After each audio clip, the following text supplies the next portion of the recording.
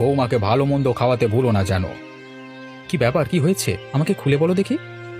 আসলে তোর কাকিমা অপুষ্টিতে ভুগছে। দেখ না, আজকের পর থেকে প্রত্যেক দিন মুরগির মাংস খাওয়াতে হবে, তার সঙ্গে ভালো ভালো ফলমূল আরো কত কিছু। আরে বলো কি, এত সব করবে কি করে?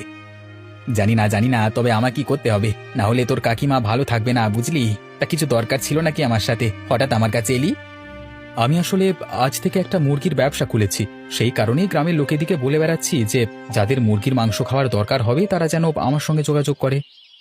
ও তাই নাকি? তাহলে তো খুব ভালো। অবশেষে তুই একটা ব্যবসা খুলে বসলি। যাক, তোকে সবাই জেদি ছেলে বলে বেড়াতো, এখন দেখছি তোর মতো জেদি হওয়াই ভালো ছিল, বুঝলি? তোর মতো বয়সে এত ভালো একটা ব্যবসা কেই বা শুরু করতে পারে বল? তা মুরগি কত করে বিক্রি করছিস? আমারও তো দরকার এরপর থেকে। বাকি লোকেদের জন্য আমি 20 টাকা প্রতি পিস বিক্রি করছি, কিন্তু তোমার জন্য সেই মুরগির দাম হবে প্রতি পিস 1 টাকা করে। কেন? আমার জন্য দাম আলাদা কেন?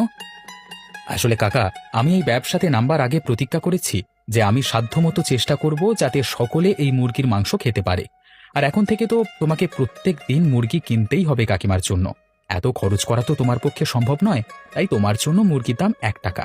এখন কাকিমাকে সুস্থ করে তুলতে হবে।